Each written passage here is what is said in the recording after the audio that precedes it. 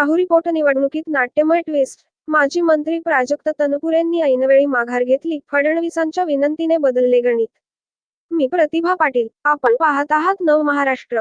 महाराष्ट्राच्या राजकारणात आज एक मोठा धक्कादायक ट्विस्ट. राहुरी विधानसभा पोटनिवडणुकीत शरद पवार गटाचे माजी मंत्री प्राजक्त तनपुरे यांनी अर्ज भरण्याच्या शेवटच्या दिवशी अचानक माघार घेतली. भाजप प्रदेशाध्यक्ष रवींद्र चव्हाण, पालकमंत्री राधाकृष्ण विखे पाटील यांची भेट आणि मुख्यमंत्री देवेंद्र फडणवीस यांच्या फोनवरच्या विनंती नंतर हा निर्णय झाला. आता लढत अक्षय कर्डिले विरुद्ध गोविंद मोकाटे अशी निश्चित. विकासासाठी 2 पावले मागे. अहिल्यानगर जिल्ह्यातील राहुरी विधानसभा मतदारसंघाची पोटनिवडणूक 23 एप्रिलला होणार आहे. दिवंगत आमदार शिवाजीराव कर्डिले यांच्या निधनानंतर ही जागा रिक्त झाली. भाजपने शिवाजीराव यांचे पुत्र अक्षय कर्डिले यांना उमेदवारी जाहीर केली होती. शरद पवार गटाकडून प्राजक्त तनपुरे यांचे नाव प्रबळ उमेदवार म्हणून चर्चेत होते.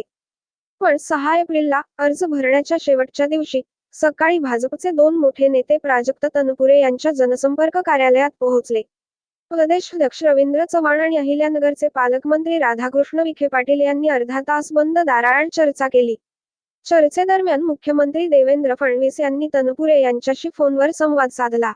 या बैठकीनंतर प्राजक्त तनपुरे यांनी उमेदवारी अर्ज न भरण्याचा निर्णय जाहीर केला.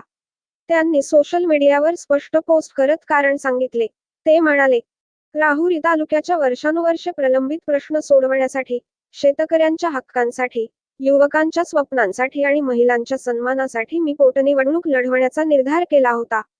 मात्र भाजप प्रदेशाध्यक्ष रवींद्र चव्हाण आणि पालकमंत्री राधाकृष्ण विखे पाटील यांनी माझी भेट घेतली. मुख्यमंत्री देवेंद्र फडणवीस यांनी ही पोटनिवडणूक न लढविण्याची विनंती केली. मी राहुरीच्या विकासासाठी आवश्यक मागण्या मांडल्या. त्यांना सकारात्मक प्रतिसाद मिळाला आणि आश्वासने देण्यात आली. राहुरीच्या विकासात कोणतीही तडजोड होणार नाही असा विश्वास मिळाल्याने मी माघार घेतली. हा निर्णय माझ्यासाठी सोपा नाही, पण हा निर्णय म्हणजे आपली लढाई थांबली असा अजिबात अर्थ नाही. आपण 2 पावले मागे घेतली आहेत. आता 4 पावले पुढे जाण्याची तयारी आहे.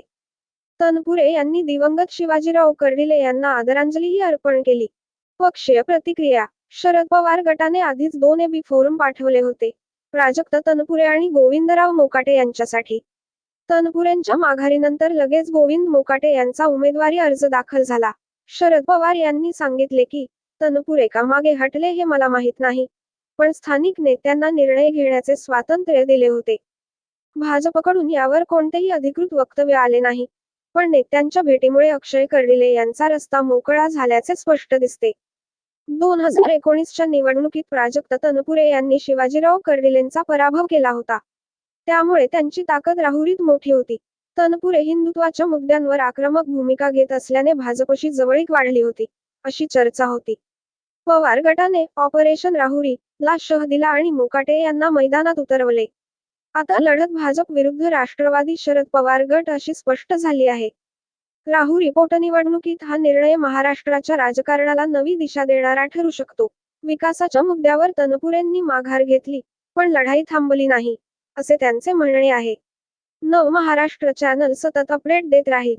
यासाठी सर्वप्रथम हा चॅनल सबस्क्राईब करा, लाईक करा आणि मित्रांना शेअर करा.